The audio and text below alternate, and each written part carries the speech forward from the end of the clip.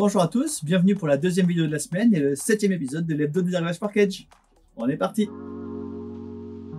Premier jeu de la semaine, Forms. Forms, c'est un jeu coopératif, c'est-à-dire que tous les joueurs vont jouer en équipe.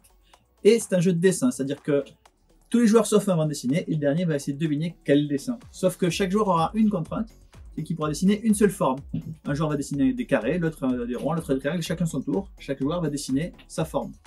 Évidemment, les joueurs n'ont pas le droit de se parler entre eux, ce qui veut dire qu'il va falloir qu'ils comprennent dans quel sens part le dessin, ce qui n'est pas toujours très évident, pour faire deviner en temps limité un maximum de mots au dernier joueur.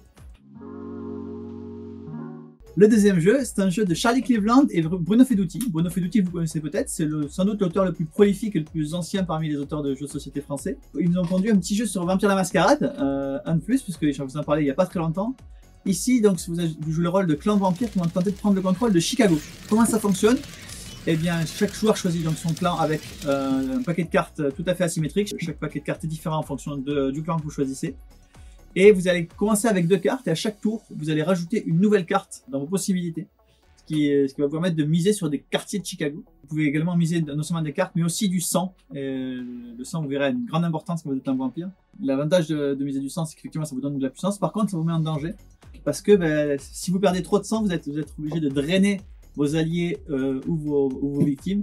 Et ça se passe pas très bien pour vous dans ces cas-là. Il y a pas mal de bluffs, on construit sa main au fur et à mesure. Et il y a pas mal de coups fourrés, donc notamment pour cette histoire de frénésie déclenchée par le manque de sang. Vampire la Mascarade, Vendetta. Silver l'Amulette, c'est un jeu dans le monde de Vampire pour une nuit ou de Loup-garou pour une nuit. C'est le même univers et graphique et dans l'histoire. Un jeu un peu différent, c'est un jeu qui est basé sur Cabot, qui est un ancien joueur qui a été réimplanté plusieurs fois, notamment avec un jeu qui s'appelait Blast. C'est un jeu assez rapide, familial, où en fait on a le choix entre soit activer le pouvoir d'une carte, soit la prendre pour soi, avec l'objectif d'avoir le plus petit total de cartes devant soi. Et un joueur déclenche la fin de partie quand il pense qu'il a le plus petit total, mais les autres joueurs ont un dernier tour pour jouer, donc ce côté prise de risque, pour vraiment être sûr de soi pour déclencher la fin de partie, ou être vraiment désespéré. Silver l'Amulette, avec en prime une amulette scintillante offerte. Kissicole pour ceux qui aiment Cards Against Humanity, c'est-à-dire Blanc Manger Coco ou Limite Limite. C'est la version familiale de ce jeu. Le principe étant que toujours on donne une phrase et il faut la compléter avec notre carte qu'on a dans la main. Le petit twist ici, c'est que d'une part, on n'est pas dans Blanc Manger Coco, les thèmes sont très familiaux et tout à fait jouables avec des enfants. Mais en plus, sur les cartes, vous avez des cartes normales et des cartes avec des autocollants. Et vous pouvez vous servir des autocollants pour compléter les cartes. Par exemple, j'ai un chat et je vais rajouter l'autocollant qui parle allemand. Ou je peux rajouter plein de choses comme ça. Et à la fin de la partie, il y a ce côté legacy, c'est-à-dire que les autocollants restent sur les cartes. D'une partie sur l'autre, elles peuvent se compléter, etc. Et en prime, en fin de partie, il y a un côté cœur ou caca, où les gens vont voter pour la carte qu'ils ont le préféré dans la partie, la carte qu'ils ont le moins aimé dans la partie. Barenn Park, c'est un jeu qui existe depuis assez longtemps, où c'est un jeu de pose de tuiles, où on va construire un parc dans lequel on va mettre des ours. Et l'extension qui arrive, l'extension elle apporte 3 modules qu'on peut jouer ensemble ou séparément.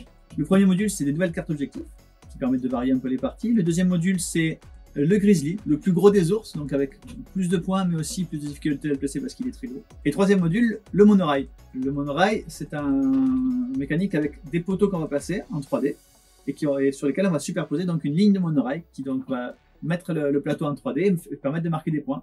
Plus on place le monorail tôt et plus on marque des points.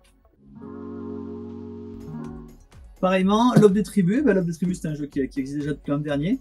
Et arrive l'Âge du Bronze. L'Âge du Bronze, ça vous fournit 2 nouveaux animaux. Le roc, le loup, l'ours, plein de nouveaux animaux. Et également une nouvelle condition de victoire.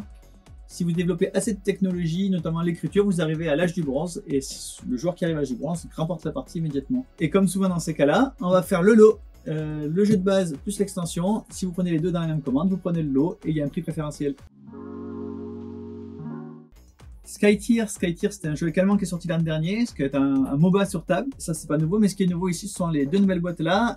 Une nouvelle boîte avec 2 nouvelles factions, 2 nouveaux héros et leurs accompagnateurs et leurs cartes. Et également un paquet d'extensions qui rajoute de nouvelles cartes. Il y en a des cartes sans faction et des cartes pour chaque faction. Mais également une carte Ultimate pour Brilvar et également une nouvelle façon de gagner avec la carte Victoire. Et je termine avec Tenfold Dungeon. Tenfold Dungeon, c'est pas un jeu, c'est un accessoire pour les rôlistes essentiellement. C'est pour construire un plateau en quelques minutes. Donc dans la boîte, il y a plusieurs boîtes qui peuvent se mettre sur tout le tour de la table.